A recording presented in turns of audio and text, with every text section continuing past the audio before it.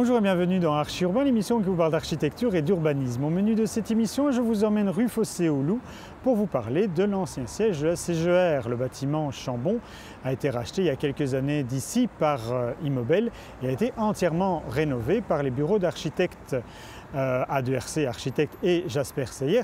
Nous allons voir ce projet en détail avec les deux bureaux, mais également avec le promoteur immobilier, ainsi qu'avec l'échevin de l'urbanisme Geoffroy Koemans de Brachen de la ville de Bruxelles, qui va nous expliquer un peu son avis et sa bataille par rapport à ce projet lorsqu'il était dans l'opposition et lorsqu'il était dans la majorité, parce que ce projet a pris quelque temps pour se faire. On regarde tout de suite ça ensemble et on se retrouve tout de suite après.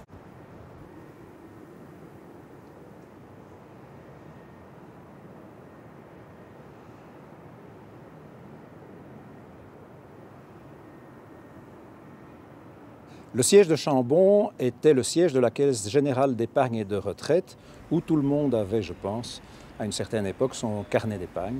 C'est un bâtiment exceptionnel qui ne laisse pas indifférent. Et c'est vrai que lorsque BNP Paribas Fortis a fait savoir qu'il mettait ce bâtiment sur le marché, j'avais demandé à l'époque à mon prédécesseur, Christian Seu, d'étudier la possibilité de classement de l'immeuble, mais également la possibilité potentiellement que la ville en devienne propriétaire pour y mettre son futur centre administratif. Le premier bâtiment a été construit par Béjart, l'architecte du Petit Sablon à Bruxelles. Et puis le père Alfred Chambon a construit un bâtiment suivant qui s'est développé rue d'Argent et rue des Boiteux. Et puis c'est son fils Alban qui a réalisé le chef-d'œuvre qui est le bâtiment en fer à cheval avec les cheminées, les toitures avec les escaliers qui sortent, le fameux presse-citron. Le presse-citron, c'est un élément important parce que c'est vrai que lorsque la CGER avait fait la demande à l'origine pour un signal au-dessus de son bâtiment, non seulement la ville y a souscrit, mais la ville a souhaité le mettre en valeur. Ça a été un élément très important de l'architecture et non seulement la ville a travaillé sur les îlots qui sont sur le pourtour, mais a vraiment travaillé très loin, y compris en amont, jusque dans le haut de la ville, pour mettre en valeur cet élément indicatif de l'architecture bruxelloise. Donc c'est vrai que c'est très intéressant de voir comme toutes ces perspectives ont été étudiées parfois sur des dizaines, des centaines de mètres de distance pour vraiment mettre en valeur ce bâtiment.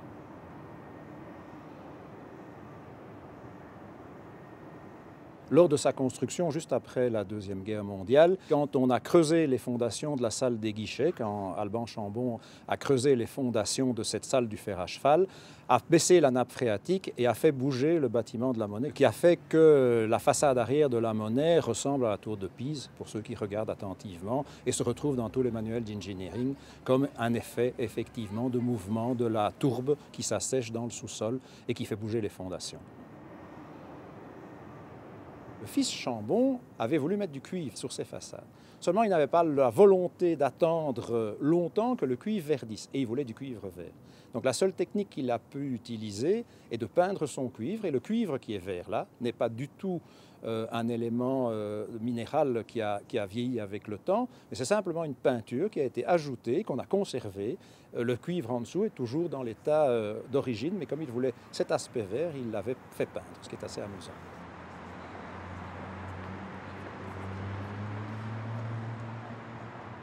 Il y a eu ensuite des constructions réalisées par des architectes des années 60-70.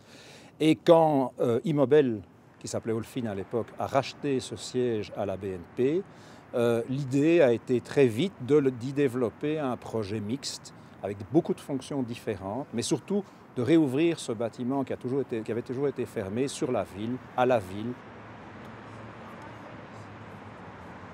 Gedurende jaren heen hebben ze gebouw per gebouw gekocht om op het einde een site te creëren van iets meer dan 1 hectare in het centrum van Brussel, overgenomen door BNP Paribas Fortis. En zij hebben besloten in 2011 om de site te verkopen, een public tender waar Alfin destijds aan deel heeft genomen en de site heeft overgenomen van hen.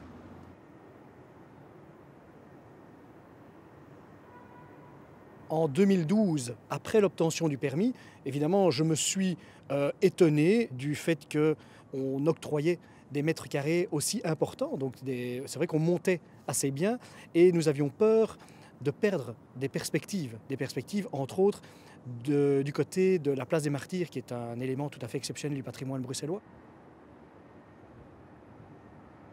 Een van de basisdiscussies die we gehad hebben met stedenbouw en stad Brussel was eigenlijk hoe gaan we nu die nieuwe gebouwen integreren in zijn omgeving en wat zijn de hoogte van die gebouwen. On a reculé l'alignement de la rue d'Argent, très étroite au départ, pour permettre de redonner un peu d'espace public à la ville et d'offrir un peu plus d'air à cette rue et aux constructions plus élevées. C'est vrai qu'ils ont accepté de remettre le produit sur le métier pour améliorer toute une série d'éléments d'architecture et je dois les en remercier parce que c'est vrai que c'est très appréciable et c'est suffisamment rare pour le souligner. C'est vrai qu'un promoteur, une fois qu'il a son permis, en général, il nous envoie gentiment balader. Ici, il a accepté de changer avec nous et d'améliorer vraiment l'esthétique de ce bâtiment.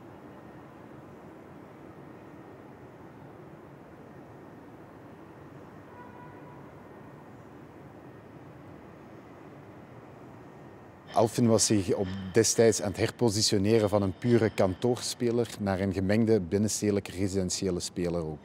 We hebben toen het geweer van schouder veranderd en de Chambon was een unicum om in 2011 te kopen. De financiële middelen waren er en er was echt een drang om zich te positioneren in Brussel als binnenstedelijke ontwikkelaar. Moeilijke projecten, gemengde projecten.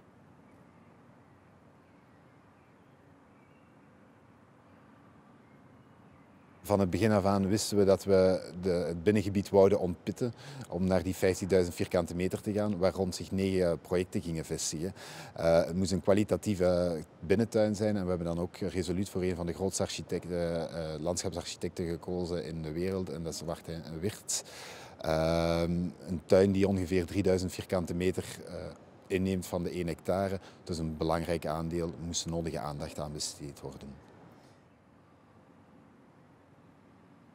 Tuinen is voor ons toch ook een belangrijk element. De tuin die gemaakt is in het binnengebied zorgt dat er een zekere samenhang is tussen de verschillende architectuurvormen en dan die linkt eigenlijk ook de verschillende typologieën en logementen, hotel, studentenhuisvesting met elkaar en zorgt er ook voor dat die verschillende soorten bewoning samenkomen in het middengebied en dat juist er weer een dynamiek ontstaat doordat mensen van verschillende leeftijdsgroepen elkaar daar kunnen ontmoeten en samenwonen rond een bepaald îlot.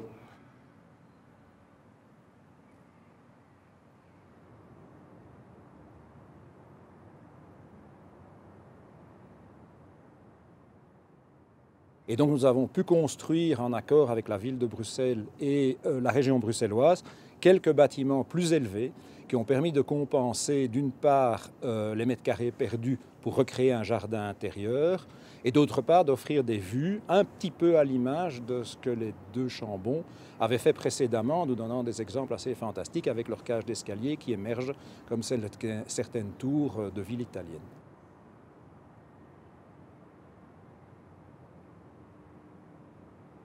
De architectuur van Chambon is een mix van echt bestaande oude gebouwen en dan eigenlijk de nieuwe gebouwen die toch een hedendaagse uitstraling hebben, die een uitdrukking geven van de functies die erachter zitten, want dat was toch ook een van onze uitgangspunten.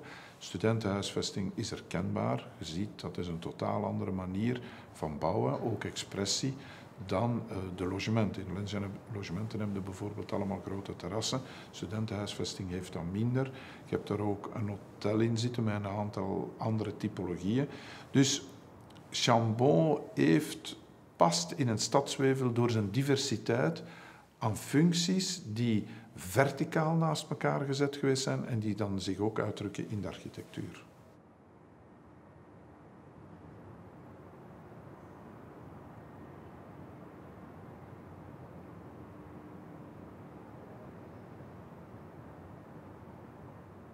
Ik denk als je het project in 1 woord zou omschrijven, dan zou ik het zeggen als urban living and working. Het is een plek creëren waar iedereen samenkomt, werken, leven, ontspannen. De temps en temps, le geste architectural est déjà porté au départ. Un projet comme celui-ci, c'est vrai que l'architecte Chambon, au départ, a porté un geste très fort avec ce fer à cheval, avec la tour qui se trouve derrière moi, avec toute une série d'éléments qui sont très forts en matière d'architecture. Et ici, qui nous sommes pour tout changer. On a vraiment essayé d'avoir une écriture commune dans différents bâtiments qui tiraient les leçons de ce qui avait été fait auparavant, qui crée quand même des hiatus architecturaux de manière à ce qu'on voit que ce bâtiment évolue, comme on peut voir que le bâtiment évoluait entre le père et le fils Chambon, mais tout en étant très classique et très respectueux, parce qu'on est en plein centre-ville, à côté de la place des Martyrs, que ce n'était pas le lieu pour faire des bâtiments en verre tordus ou tout à fait différents. Il fallait, je pense, respecter l'esprit du lieu. Je suis plutôt content du résultat parce qu'au final, on a pu avoir une bonne collaboration entre un promoteur, des pouvoirs publics, un architecte et au final, un projet qui termine par une vraie qualité de vie pour ceux qui y habiteront. Nous allons rester là pour cette émission qui se termine déjà. On se retrouvera bien évidemment très rapidement sur BX1 pour un nouvel épisode d'Archi Urbain. D'ici là, vous pouvez voir et revoir cette émission comme toutes les autres sur www.archiurbain.be. Lors de notre prochaine rencontre, nous parlerons du projet Solvay au cœur d'Ixelles, un bâtiment qui se situe entre deux rues, ces deux bâtiments différents. On va principalement se focaliser sur l'îlot 33 qui a été terminé. L'îlot 44 qui se trouve donc au numéro 44, lui présente aujourd'hui un terrain vague. C'est le bâtiment où il y a peu, et on vous l'a présenté l'année dernière, la saison dernière dans Archi Urbain, le projet artistique de Denis Meyer. On parlera de tout ça en compagnie de nos invités. D'ici là, je vous souhaite une très bonne semaine. Merci beaucoup. Au revoir.